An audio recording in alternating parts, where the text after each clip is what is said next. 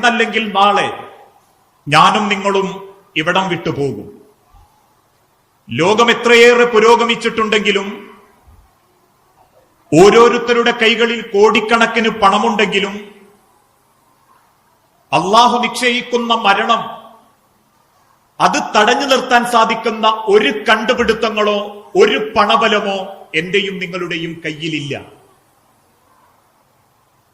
ആ മരണം പടച്ച റബ്ബ് തീരുമാനിച്ച സെക്കൻഡിൽ, തീരുമാനിച്ച സ്ഥലത്ത്, തീരുമാനിച്ച രീതിയിൽ അള്ളാഹു നമ്മളെ കൊണ്ടുപോകും. വിശുദ്ധ ഖുർആനിലൂടെ ലോകത്തിന്റെ റബ്ബ് പരിചയപ്പെടുത്തിയതുപോലെ വലൻ യുഅഖിറല്ലാഹു നഫ്സൻ ഇദാ ജാഅ അജലുഹാ വല്ലാഹു ഖബീറും ബിമാ തഅമലൂൻ.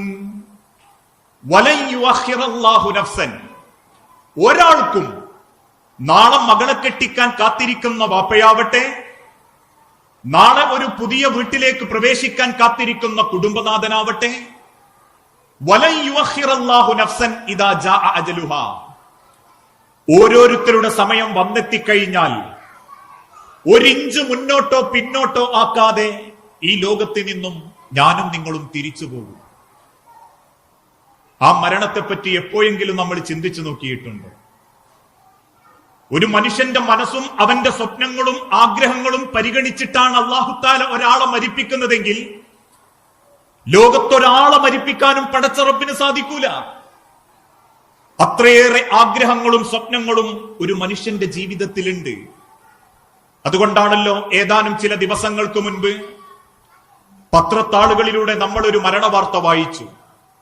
കോഴിക്കോട് ജില്ലയിൽ താമസിക്കുന്ന ഒരു ചെറുപ്പക്കാരൻ, 4 വർഷമായി കൊറോണയുടെ പ്രയാസം കൊണ്ട് വിദേശ രാജ്യത്ത് കുടുങ്ങിക്കിടക്കുന്ന ഒരു ചെറുപ്പക്കാരൻ, നാട്ടിലേക്ക് വിമാനം കയറുമ്പം വീട്ടിലേക്ക് വിളിച്ചവൻ ആവശ്യപ്പെട്ടത് ഒരേ ഒരു വാക്ക്, കരിപ്പൂര് വിമാനത്താവളത്തിൽ കൂട്ടിക്കൊണ്ടുപോകാൻ വാപ്പ നിങ്ങൾ വരണം, ഉമ്മ വരണം, 4 വർഷത്തെ വിരഹം പേറി ജീവിക്കുന്ന ഭാര്യ വരണം, തന്റെ മൂത്ത 5 വയസ്സുള്ള മകനെ കൂട്ടണം. അവർക്ക് വിവരം കൊടുത്ത് വിമാനത്തിൽ കയറി കരിപ്പൂര് വിമാനത്താവളത്തിലേക്ക് എത്തുന്ന സെക്കൻഡിൽ ആ ചെറുപ്പക്കാരൻ അടുത്തിരിക്കുന്നവനോട് ചോദിച്ചു, നമ്മള് കരിപ്പൂരെത്തിയില്ലേ? എത്തി, അൽഹംദുലില്ലാ എന്നും പറഞ്ഞ് പിന്നിലേക്ക് ചാരിക്കടന്ന ആ ചെറുപ്പക്കാരൻ ആ വിമാനത്തിലുണ്ടായിരുന്ന 165 പേരും പുറത്തേക്കിറങ്ങിയിട്ടും അവന്റെ സീറ്റിൽ നിന്ന് അവൻ എഴുന്നേൽക്കുന്നില്ല. പിന്നിലേക്ക് ചാരി കണ്ണടച്ച് കിടക്കുന്ന ചെറുപ്പക്കാരനെ വിളിക്കാൻ ചെന്ന ഫ്ലൈറ്റിലെ ഉദ്യോഗസ്ഥന്മാർക്ക് മുൻപിലേക്ക് അദ്ദേഹം കൊമ്പിട്ട് നിശബ്ദനായി ജീവനില്ലാതെ വീണു.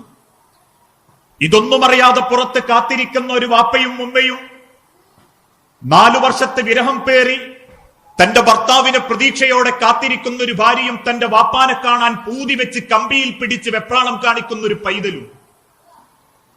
പെട്ടെന്നൊരു ആംബുലൻസ് ചീറിപ്പാഞ്ഞു വരുന്നു, എയർപോർട്ടിന്റെ ഉൾഭാഗത്തേക്ക് കയറുന്നു. ഒരു സ്ട്രെച്ചറിൽ ഒരു ആരോ മയ്യത്തിനെ കൊണ്ടുവരുന്നു.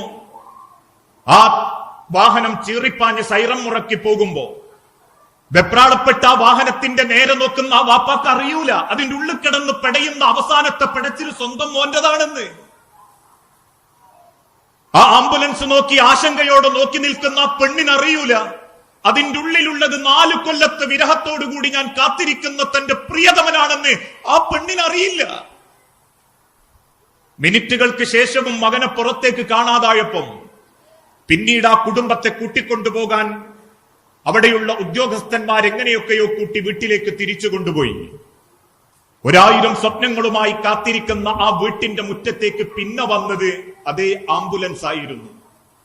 ചേതനയേറ്റ നിശബ്ദനായി കിടക്കുന്ന 31 വയസ്സുള്ള ചെറുപ്പക്കാരന്റെ മയ്യത്ത് വീട്ടിന്റെ ഉമ്മറത്തേക്ക് ഇറക്കി വെക്കുമ്പോൾ ആരോട് പരാതി പറയണമെന്നറിയാതെ നെഞ്ചുപൊട്ടി കരയുന്ന ഒരു വാപ്പയും ആ മയ്യത്തിനെ കെട്ടിപ്പിടിച്ച് കരയുന്ന ഒരു പെണ്ണിന്റെ കണ്ണുനീരും കണ്ടപ്പം പലരും ചോദിച്ചിട്ടുണ്ട്, എന്തിനാ പടച്ചോനെ ഈ മരണം? അങ്ങനെ ഒരു മരണം എന്നെയും നിങ്ങളെയും കൂട്ടിക്കൊണ്ടുപോകാനുണ്ട്. നമ്മളെ മനസ്സിന്റെ ആഗ്രഹങ്ങൾ പരിഗണിക്കാത്ത, നമ്മളെ സ്വപ്നങ്ങൾക്കൊരു വിലയും കൊടുക്കാത്ത ആ മരണത്തെപ്പറ്റി ഓർക്കാൻ മഹാനായ പ്രവാചകൻ സല്ലല്ലാഹു അലൈഹി വസല്ലമ പലപ്പോഴും ഉമ്മത്തിനെ ബോധ്യപ്പെടുത്തി. ഉമർ ഇബ്നുൽ ഖത്താബ് റളിയല്ലാഹു അൻഹു എന്നൊക്കെ മിമ്പറിന്റെ മുകളിൽ കയറിയിട്ടുണ്ടോ അന്നൊക്കെ സഹാബത്തിനോട് അവസാനം പറഞ്ഞു കൊടുക്കുന്ന ഒരു വാക്കുണ്ട്, മനുഷ്യരെ സർവ്വ സ്വാതന്ത്ര്യവും നശിപ്പിച്ചു കളയുന്ന, സർവ്വ അവകാശങ്ങളും ഇല്ലാതാക്കി കളയുന്ന ആ മരണം, അത് നിങ്ങൾ എപ്പോഴും ഓർത്തുകൊണ്ടിരിക്കണം. ഈ സംസാരിക്കുന്ന ഞാൻ എന്റെ നാടായ നന്മണ്ടയിലെത്തും എന്നെനിക്കൊരുറപ്പില്ല. ഞാൻ സലാം പറഞ്ഞ് നേരം വെളുത്തപ്പം വീട്ടിന്റെ പുറത്തേക്കിറങ്ങുന്ന സമയത്ത് സൂക്ഷിക്കണേ എന്ന് പറഞ്ഞ എന്റെ ഭാര്യയുടെ മുഖം ആയുസ്സോടെ കാണാൻ പറ്റും എനിക്കൊരുറപ്പില്ല. എന്റെ വാക്ക് കേട്ടുകൊണ്ടിരിക്കുന്ന നിങ്ങൾ ഓരോരുത്തരും ഈ ക്ലാസും കഴിഞ്ഞ് വീട്ടിലെത്തും എന്നൊരിക്കലും ധൈര്യത്തോടെ പറയാൻ സാധിക്കാത്തവരാ. പ്രിയപ്പെട്ടവരെ, ആ മരണത്തെപ്പറ്റി എപ്പോഴെങ്കിലും നമ്മൾ ഒരു 10 മിനിറ്റ് ഇരുന്ന് ചിന്തിച്ചു നോക്കിയിട്ടുണ്ടോ? ഈ കാണുന്ന തിരക്കും വെപ്രാളവും ഇതെല്ലാം ഉപേക്ഷിച്ച് നീണ്ടു തവർന്ന് കിടക്കുന്ന ഒരു അവസാനത്തെ യാത്ര. അന്ന് ആത്മാവിനെ പിടിക്കാൻ വരുന്ന മലക്കുകൾക്ക് പിന്നാലെ കണ്ണുകൾ പിന്നോട്ട് മറിയുന്ന ഒരു അവസാനത്തെ മടക്കം. ഈ മുഖത്തിന്റെയും ഈ കണ്ണിന്റെയൊക്കെ ഭംഗി എന്താണെന്നറിയോ? ഈ വെളുത്ത കണ്ണിന്റെ ഉള്ളിൽ കറുത്ത കൃഷ്ണമണി ആ വലുപ്പത്തിലുള്ളത് കൊണ്ടാണ്. ആ കൃഷ്ണമണി എങ്ങാനും ഒരല്പം ചെറുതായിരുന്നെങ്കിൽ ഈ മുഖത്തേക്ക് നോക്കാൻ ഒരാൾ ഭയപ്പെടും. ഇനി ആ കൃഷ്ണമണിക്ക് പകരം അതില്ല, വെറും വെളുപ്പായിരുന്നെങ്കിലോ ഒരിക്കൽ നോക്കുന്ന ഒരാൾക്ക് പിന്നീട് ഒരിക്കൽ കൂടി നോക്കാൻ പേടി തോന്നും. ആ ഒരു കണ്ണ് പിന്നിലേക്ക് മറിയും. നമ്മളെ ആത്മാവിനെ പിടിച്ചുകൊണ്ടുപോകുന്ന മലക്കുകൾക്ക് പിന്നാലെ കണ്ണുകൾ മറയുമ്പം കാണുന്നവർക്ക് ആ കണ്ണ് പേടിയാവാതിരിക്കാൻ ലോകത്തിന്റെ ഹബീബിന റസൂലുള്ളാഹി സല്ലല്ലാഹു അലൈഹി വസല്ലമ പറഞ്ഞു, മയ്യത്തിന്റെ അടുത്തുള്ളവൻ ആദ്യം ആ കണ്ണടച്ചു കളയണം. തുറന്നു പോകുന്ന വായും കറ പിടിച്ച പല്ലും ഒട്ടിപ്പോയ നാവും കറുത്തു കരുവാളിച്ചുകൊണ്ടിരിക്കുന്ന ചുണ്ടും കാണുന്നവർക്ക് പേടിയാവാതിരിക്കാൻ ഒരു ശീല കഷണം കൊണ്ട് നമ്മളെ താടിയിൽ ആദ്യമേ കുടുംബക്കാര് നാട്ടുകാര് കൂട്ടിപ്പിടിച്ച് കെട്ടിയിടും. തണുത്തുറഞ്ഞു പോകുന്ന കാലുകൾ കഫം പടവക്കുള്ളിലേക്ക് പിടിച്ചാൽ കിട്ടാതായി പോകുമോ എന്ന ഭയം കൊണ്ട് ആദ്യമേ നമ്മളെ 2 തള്ളവിരലുകൾ പിടിച്ച് കെട്ടിയിടും. സർവ അവകാശങ്ങളും അവസാനിച്ച് വീട്ടിന്റെ മുറ്റത്ത് കടത്താൻ ഒരുങ്ങുന്ന നമ്മളെ കടത്തുന്നത് പോലും നമ്മളേറെ ഇഷ്ടപ്പെട്ടു വാങ്ങിയ കട്ടിലിലായിക്കൊള്ളണമെന്നില്ല. നമ്മളെ ഓരോരുത്തരുടെ വീട്ടിലും ബെഡ്റൂമുകളിൽ 5 അടി 6 അടി തേക്കിന്റെയും വീട്ടിയുടെയും പ്ലാവിന്റെയും കട്ടിലുണ്ടെങ്കിൽ ലോകത്തിന്ന് വരെ ഒരു ബെഡ്റൂമിൽ നിന്നും എടുത്താ പൊങ്ങാത്തൊരു കട്ടിൽ വലിച്ചുകൊണ്ട് വന്ന് മയ്യത്ത് കടത്താറില്ല. വാപ്പയും കാരണവന്മാരും ജീവിച്ച കാലഘട്ടത്തിൽ ഉപയോഗിച്ചിരുന്ന ഏതെങ്കിലും ഒരു 3 അടിക്കട്ടിൽ വീട്ടിന്റെ വിറകുപുരയിലോ പിന്നാമ്പുറത്തോ ഉണ്ടെങ്കിൽ അതും എടുത്തുകൊണ്ടുവന്ന് അല്പം വെള്ളമൊഴിച്ചൊരു പായയും വിരിച്ച് വീട്ടിന്റെ സിറ്റ് ഔട്ടിൽ ഡൈനിങ് ഹാളിൽ നമ്മളെ കടത്തും. ഒരു മരിച്ചതിന് ശേഷം നമ്മളൊരു 10 മിനിറ്റ് കഴിഞ്ഞ് ആ വീട്ടിലേക്കൊന്ന് തിരിച്ചു വരുന്നൊന്ന് മനസ്സുകൊണ്ട് സങ്കല്പിച്ചു നോക്കി. ആ വീട്ടിലേക്ക് നമ്മൾ തിരിച്ചു വരുന്ന ഒരു രംഗം എന്താ ആ വീട്ടിൽ നമ്മൾ കാണുക? മരിച്ചത് ഭർത്താവാണെങ്കിൽ അകത്ത് കട്ടിലിൽ കമന്ന് കിടന്ന് നമ്മളെ പെണ്ണ് കരയുന്നുണ്ടാകും. ഇക്കാങ്ങളിന്നെ വിട്ടുപോയി, എന്നെയും കൂടി ഇങ്ങൊക്കെ കൊണ്ടുപോയിക്കൂടായിരുന്നോ? നിങ്ങളില്ലാതെ ഞാൻ എങ്ങനെയാക്കാൻ ജീവിക്കുക എന്ന് ചോദിച്ച് ഭാര്യ കമന്ന് കിടന്ന് ഏങ്ങി കരയുന്നുണ്ടാകും. വിവരമറിഞ്ഞ് കെട്ടിച്ചുവിട്ട മക്കൾ വീട്ടിന്റെ ഗേറ്റിന്റെ അടുത്ത് എത്തുമ്പോഴേക്ക് അലമുറയിട്ട് പൊട്ടിക്കരയുമ്പം കുടുംബക്കാരും ബന്ധുക്കളും അമ്മമാരും ഒക്കെ മക്കൾ എങ്ങനെയോ അണച്ചുകൂട്ടിയിട്ട് ഉമ്മാന്റെ കട്ടിലിന്റെ അടുത്തുണ്ട് ചാക്കിയിട്ടുണ്ടാകും. ആൺമക്കള് വാപ്പാന്റെ തലക്കും ഭാഗത്തിരിക്കുന്നുണ്ടാകും. ജ്യേഷ്ഠനും അനിയനും ഒക്കെ വീട്ടിന്റെ പല ഭാഗങ്ങളിലായിട്ടിരിക്കുന്നുണ്ടാകും. മഹല്ല് കമ്മിറ്റിക്കാരനോ നാട്ടിലുള്ള ചെറുപ്പക്കാരനോ സേവനം ചെയ്യുന്നവരോ 4-5 ഷീറ്റുകൾ താറപ്പായകൾ വാടകക്കെടുത്ത് വീട്ടിന്റെ മുറ്റത്ത് ഇങ്ങനെ വലിച്ചു കെട്ടി തുടങ്ങിയിട്ടുണ്ടാകും. ആ ശബ്ദേ മരിച്ച വീട്ടിൽ പിന്നെ ആദ്യം നമ്മൾ കേൾക്കൂ, ആ ഭാഗം കയറ് പ്ലാവുമൊക്കെ കെട്ടിക്കോ, ഈ ഭാഗം തെങ്ങുമൊക്കെ കെട്ടിക്കോ, വെയിൽ മുറ്റത്തേക്ക് വരാത്ത നിലക്ക് ആ ഷീറ്റ് കെട്ടണം എന്നൊക്കെയുള്ള ശബ്ദം കേൾക്കുമ്പോൾ വാടകക്കെടുത്ത 10-25 ചെയറുകൾ വീട്ടിൽ മുറ്റത്തങ്ങനെ നിരത്തിയിടും. വിവരമറിഞ്ഞ് ഓരോരുത്തർ നമ്മളെ വീട്ടിലേക്ക് കയറി വരും. അതിൽ പിണങ്ങിയോനുണ്ട്, ദേഷ്യമുള്ളവനുണ്ട്, ഇന്നലെ തോളൊപ്പിച്ച് മടമ്പൊപ്പിച്ച് നമസ്കരിച്ചവനുണ്ട്, കല്യാണപ്പുരയിൽ കണ്ടവനുണ്ട്, കണ്ടവളുണ്ട്. ആ മയ്യത്തിനെ മുഖം കണ്ട് ഓരോരുത്തരും മാറിയിരുന്ന് സങ്കടപ്പെടാൻ തുടങ്ങും. മണിക്കൂറുകൾ കഴിയണ്ട, സെക്കൻഡുകളും മിനിറ്റുകളും കഴിയുമ്പോഴേക്കും ആ മയ്യത്ത് തിരിച്ചു കൊണ്ടുപോകാനുള്ള അടയാളം മയ്യത്തിൽ പടച്ചോൻ കാണിച്ചെന്നിട്ടുണ്ടാകും. ഒന്നുകിലും മൂക്കുന്ന് ചോര വരും, അല്ലെങ്കിൽ ചെവിന്ന് ചോര വരും. ഈ ശരീരത്തിന്റെ ആരോഗ്യവും ആയുസ്സും ജീവനും ഈ ശരീരത്തിലുള്ള 314 ഞരമ്പുകൾക്കും പടച്ചോൻ ജീവൻ കൊടുക്കുന്നതും രക്തം പ്രവഹിക്കുന്നതും ജീവനുള്ളതുകൊണ്ടാ. ആ ജീവൻ നഷ്ടപ്പെടുന്നതോടുകൂടി കുതിക്കുന്ന രക്തങ്ങൾക്ക് പുറത്തു ചാടാനുള്ള വെപ്രാളുണ്ടാവും. ശരീരത്തിന്റെ ചലനം നിലച്ച് മയ്യത്തെന്ന ഓമന പേര് കിട്ടുമ്പോഴേക്കും ആ രക്തം ഏത് ദ്വാരത്തിലൂടെ പുറത്തേക്ക് ചാടണം എന്നുള്ള വെപ്രാളത്തിലായിരിക്കും. കഫം പടവയിൽ ചുവന്ന അടയാളം കാണുമ്പോഴേക്കും ആൾക്കാർ പറയും അധികം വെക്കണ്ടട്ടോ, രക്തം ബ്ലഡ് വന്നു തുടങ്ങിയിട്ടുണ്ട്. മണിക്കൂറുകൾ കുറച്ചും കൂടി കഴിയുമ്പോഴേക്കും സ്മെല്ല് വരും. അതുകൊണ്ട് പെട്ടെന്ന് നടക്കണം. അന്ന് വരെ ഒറ്റക്ക് കുളിച്ച ആ മനുഷ്യനെ കുടുംബക്കാര് കൂട്ടി അവളെ മറക്കുള്ളിലേക്ക് കൊണ്ടുപോകും.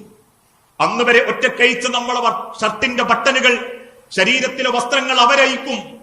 അന്ന് വരെ ഒറ്റക്ക് കുളിച്ചിരുന്ന നമ്മളുടെ ശരീരത്തിന്റെ ഓരോ രോമകൂപങ്ങളിലും മക്കളും മരക്കളും വെള്ളമൊഴിക്കും. അന്ന് വരെ ഒറ്റക്ക് വിസർജിച്ചിരുന്ന നമ്മളുടെ വയറ് ഇടത്തെ കയ്യിൽ ശീല ചുറ്റി മക്കൾ അമർത്തി വിസർജിപ്പിക്കും. അന്ന് വരെ നമ്മൾ വിസർജിച്ചത് ഒരാളും കണ്ടിട്ടില്ലായിരുന്നെങ്കിൽ അന്ന് വിസർജിച്ചത് അറപ്പില്ലാതെ വെറുപ്പില്ലാതെ കുടുംബക്കാരും മക്കളും കൈകൊണ്ട് വാരിക്കളയും. അവസാനം കർപ്പൂരത്തിന്റെ വെള്ളം ചേർത്ത് കുളിച്ച് സുന്ദരനാക്കി സുന്ദരിയാക്കി വീട്ടിന്റെ ഉമ്മറത്തേക്ക് കൊണ്ടുവെക്കും. യാത്ര ചോദിക്കാനുള്ളവരും കൈ കൊടുക്കാനുള്ളവരും ചുംബനം കൊടുക്കാനുള്ളവരും എല്ലാം കൊടുത്തു കഴിയുമ്പം ആറുകാലുള്ള കട്ടിലിലേക്ക് എടുത്തു വെച്ച് നമ്മൾ ആ വീടിനോട് വിട ചോദിക്കും. പിന്നെ ജീവിതത്തിൽ ഒരിക്കലും നമ്മൾ ആ വീട്ടിലില്ല. ആ വീടിന്റെ ഒരു അവകാശവും നമുക്കില്ല. നമ്മൾ കിടന്ന കട്ടിലിൽ പോലും പിന്നെ കിടക്കാനുള്ള സ്വാതന്ത്ര്യം നമുക്കില്ല. കൊണ്ടുപോകുന്ന പള്ളിയുടെ ഒന്നാമത്തെ സഫിൽ വെച്ച് നാട്ടുകാരും കുടുംബക്കാരും നമുക്കൊരു യാത്രയപ്പ് നമസ്കാരം തരും. ശേഷം ആ മയ്യത്തെടുത്ത് 6 അടി മണ്ണിന്റെ അരികിലേക്ക് ചെല്ലും. ഒരു മനുഷ്യന് നീണ്ടു നവർന്ന് കിടക്കാൻ മാത്രം പാകത്തിലുള്ള 6 അടി മണ്ണിലേക്ക് 3 ആളുകൾ എങ്ങനെയൊക്കെയോ ഭാരം കൂടി ആ മയ്യത്ത് ഇറക്കി വെക്കും. അതിനുശേഷം അതിന്റെ മേലെ സ്ലേബ് ഇടും. ചിലപ്പോ ഉമ്മാര് കണ്ടിട്ടുണ്ടാവില്ല.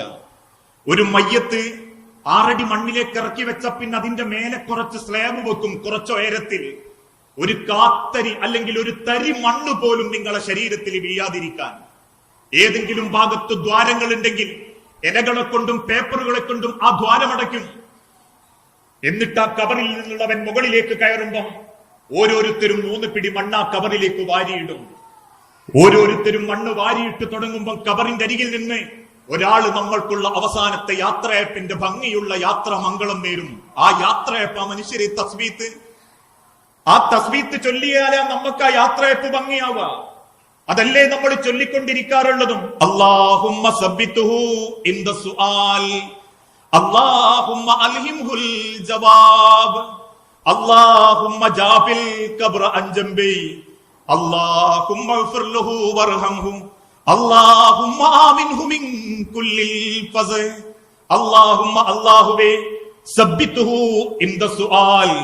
ഈ ഖബർ കിടക്കുന്നതിന്റെ വാപ്പയാ നിന്റെ ഉമ്മയാ ഇന്നലെ വരെ തോളപ്പിച്ച് മടമ്പപ്പിച്ച് നമസ്കരിച്ചിരുന്ന എന്റെ നാട്ടുകാരനാ റബ്ബേ, ഈ ഖബർ കിടക്കുന്ന ഖബറാളിക്ക് സബ്ബിതുഹു ഇൻദ സുആൽ, നിന്റെ മലക്കുകളെ പറഞ്ഞയച്ച് ചോദിക്കുന്ന ചോദ്യങ്ങൾക്ക് മുൻപിൽ ധൈര്യത്തോടെ നിൽക്കാനുള്ള കഴിവ് കൊടുക്കണേ നാഥാ. അതെന്തേ കാരണം? പണം കൊണ്ടും പവർ കൊണ്ടും പത്രാസ് കൊണ്ടും ദുനിയാവിലെ നമുക്ക് വിലയുള്ളൂ. 6 അടി മണ്ണിലേക്ക് വെച്ചാൽ പൈസക്കാരനും പാവപ്പെട്ടോനും മൂക്ക് പതിഞ്ഞോനും നീണ്ടോനും കറുത്തോനും വെളുത്തോനും അള്ളാന്റെ കണ്ണിൽ ഒരൊറ്റ പേരേയുള്ളൂ, മയ്യത്ത്. പണക്കാരന് കസവിന്റെ നേരിയതിൽ അല്ലടക്കാറുള്ളത് മണ്ണോട് ചേരുന്ന 3 വെള്ളത്തുണി.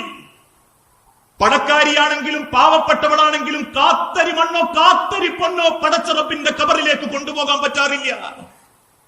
ഇഷ്ടപ്പെട്ട് വാങ്ങിയ ഏതെങ്കിലും ഒരു പർദ്ദയിൽ അടക്കാറില്ല. ഇഷ്ടപ്പെട്ട ഏതെങ്കിലും ഒരു തട്ടം പട്ടിന്റെ വസ്ത്രം നമ്മളെ ധരിപ്പിക്കാറില്ല. അതുകൊണ്ട് സബ്ബിതുഹു ഇൻദ സുആൽ, പടച്ചോനെ ഈ ഖബർ കിടക്കുന്നോന് ഇനി ഒരു ധൈര്യം കൊടുക്കണേ റബ്ബേ എന്റെ ചോദ്യങ്ങൾക്ക് മുൻപിൽ. കാരണം ഒരു മനുഷ്യനെ ഖബറിലേക്ക് ചേർത്ത് നിർത്തി മണ്ണിട്ട് തുടങ്ങുമ്പം ആകാശത്ത് നിന്നും റബ്ബ് പറഞ്ഞയക്കുന്ന മലക്കുകൾ ആ ഖബറിലേക്ക് വരും. എന്നിട്ട് ആ ഖബറാളിയെ പതുക്കെ തട്ടി വിളിക്കും. പെട്ടെന്നെന്തോ ഉറക്കിൽ നിന്നും ഞെട്ടി എഴുന്നേറ്റവനെ പോലെ അവൻ എഴുന്നേറ്റിരിക്കുമ്പം ഖബറിന്റെ ഭിത്തിയിലേക്ക് അവനെ ചാരിക്കടത്തും. എന്നിട്ട് റബ്ബിന്റെ മലക്കുകൾ ചോദിക്കുന്ന ചില ചോദ്യങ്ങളുണ്ട്. ആ ചോദ്യത്തിന് നാദാ അല്ലാഹുമ്മ അൽഹിംഹുൽ ജവാബ്, റബ്ബേ ആ ചോദ്യത്തിന് ധൈര്യത്തോടെ ഉത്തരം കൊടുക്കാൻ. മൻ റബ്ബുക, മാ ദീനുക, മഹാദർ റസൂൽ, മഹാദൽ കിതാബ് എന്ന ചോദ്യങ്ങൾക്ക് മുൻപിൽ ധൈര്യത്തോടെ ഉത്തരം കൊടുക്കാനുള്ള കഴിവിഞ്ഞു കൊടുക്കണേ നാദാ. കാരണം പടച്ച റബ്ബിന്റെ മലക്കുകൾ ചോദിക്കുമ്പം ഉത്തരങ്ങൾ കിട്ടാതെ തപ്പിത്തടയുന്ന, അല്ലെങ്കിൽ വെപ്രാളപ്പെട്ടുകൊണ്ട് പൊട്ടം കളിക്കുന്ന അടിമയുടെ കൂട്ടത്തിൽ നീ പെടുത്തല്ലേ റബ്ബേ. അല്ലാഹുമ്മ അൽഹിംഹുൽ ജവാബ്, നിനക്കുത്തരം കൃത്യമായി പറയാൻ പറ്റുന്ന ഒരടിമയാക്കി നീ ഇയാൾക്ക് കഴിവ് കൊടുക്കണേ റബ്ബേ.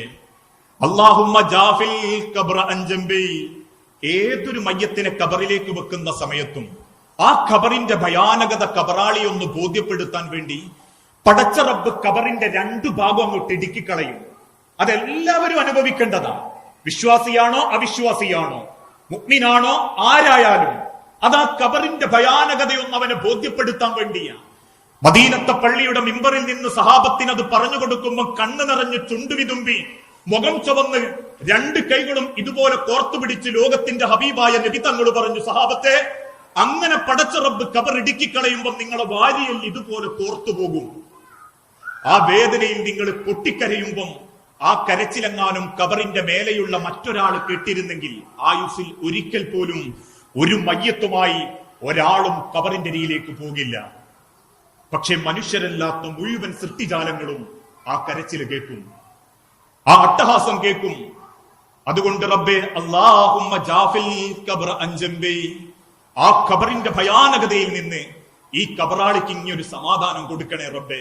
അധികം നീ ദ്രോഹിക്കല്ലേ റബ്ബേ, കൂടുതൽ നീ ബുദ്ധിമുട്ടിക്കല്ലേ നാഥ. അല്ലാഹുമ്മ ഗ്ഫിർ ലഹു വർഹംഹു, അല്ലാഹുമ്മ ആമിൻഹു മിൻ കുല്ലിൽ ഫസ്. പടച്ചോനെ, എല്ലാ പാപങ്ങളും പൊറുത്ത് എല്ലാ സങ്കടങ്ങളും നീക്കിക്കൊടുത്ത് സ്വർഗത്തിന്റെ ഒരു കവാടം ഈ ഖബറിലേക്ക് ഇങ്ങി തുറന്നു കൊടുക്കണേ നാഥ എന്ന് 10-15 മിനിറ്റ് നേരം എല്ലാരും മടങ്ങിപ്പോവും. പിന്നെ ആരാ മനുഷ്യരെ എന്തെങ്കിലും ഖബറിന്റെ അടുത്ത് വരാറുള്ളത്? ബംഗോലയിലും പെരുമ്പാവൂരിലും അപ്രതീക്ഷിതമായ പല മരണം കണ്ട് ഞെട്ടിപ്പോയ നമ്മള് ആ മയ്യത്ത് ഖബറിലേക്ക് ഇറക്കി വെക്കുന്നത് വരെ സങ്കടപ്പെട്ടിട്ടുണ്ട്. പക്ഷെ അതിനുശേഷം ഈ നമസ്കരിച്ച ഒരു മഗ്രിബ് നമസ്കാരത്തിന് ശേഷം പടച്ചോനെ, അവരൊക്കെ എങ്ങനെയാ റബ്ബേ ഖബറിൽ ജീവിക്കുന്നത് എന്ന് സ്വന്തം വാപ്പാനെ പോലും ചിന്ത വരാത്ത മക്കളുണ്ട്. സ്വന്തം ഉമ്മാനെ പറ്റി പോലും ഒന്ന് പ്രാർത്ഥിക്കാൻ നാവിന്റെ ഓർമ്മ വരാത്ത മക്കളുണ്ട്. പിന്നെ ആരാ നമ്മൾ ഓർക്കുക? അവസാനം 15 മിനിറ്റിന് ശേഷം എല്ലാവരും ആ വീട്ടിൽ നിന്ന് അല്ലെങ്കിൽ ആ പള്ളിപ്പറമ്പിൽ നിന്ന് പിരിഞ്ഞു പോയിട്ടുണ്ടാകും.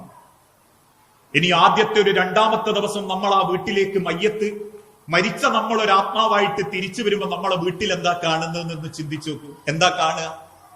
കരഞ്ഞു കിടന്ന മക്കളിൽ 1-2 ആൾ എഴുന്നേറ്റ് തുടങ്ങിയിട്ടുണ്ടാകും. കാരണം ആ മക്കൾക്ക് ഭക്ഷണം കൊടുക്കണം. അതുകൊണ്ട് തന്നെ കരഞ്ഞു മതിയാക്കിയ ചില പെൺകുട്ടികൾ എഴുന്നേറ്റ് തുടങ്ങും. ആ പെൺമക്കളോ ഏട്ടത്തിമാരോ അനിയത്തിമാരോ ഉമ്മാനെ നിർബന്ധിച്ച് ഭക്ഷണം കഴിപ്പിക്കുന്നുണ്ടാകും. ആൺമക്കൾ ഒരു രാത്രി പുലരുന്നതോടുകൂടി കണ്ണൊക്കെ തുറന്നിട്ടുണ്ടാവും. നാട്ടിലുള്ള സർവ്വ മനുഷ്യരും 3 ദിവസത്തിന്റെ ഇടയ്ക്ക് ആ വീട്ടിലേക്ക് മണിക്കൂർ വ്യത്യാസത്തിൽ കടന്നു വരും.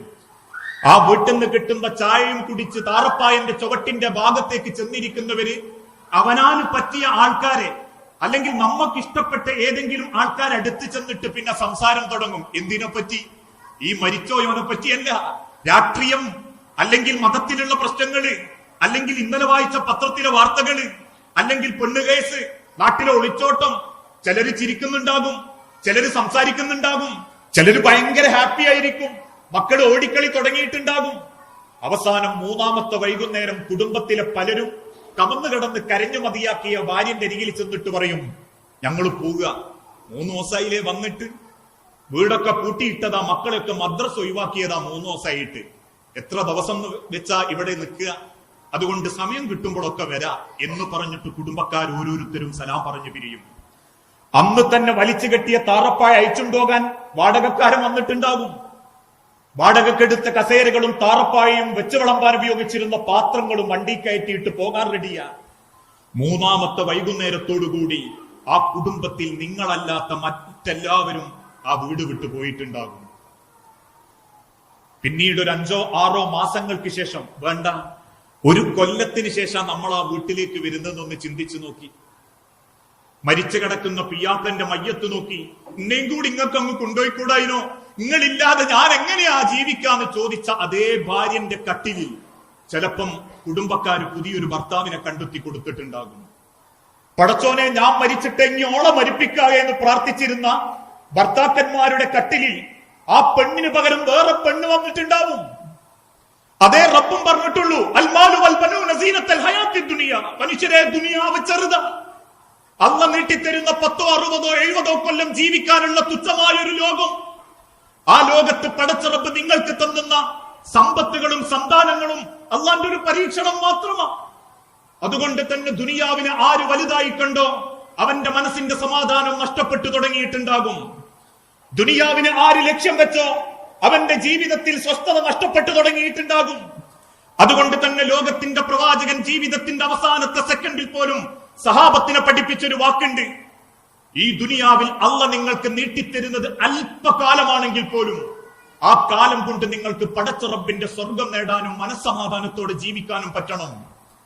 ലോകത്ത് ഇന്ന് വരെ സമ്പാദിച്ച സമ്പത്തുകളുടെ പേരിൽ ഒരാളുടെ കബറും അവർക്ക് AC റൂമാക്കാൻ പറ്റിയിട്ടില്ല, മാർബിളിന്റെ തറയാക്കാൻ പറ്റിയിട്ടില്ല.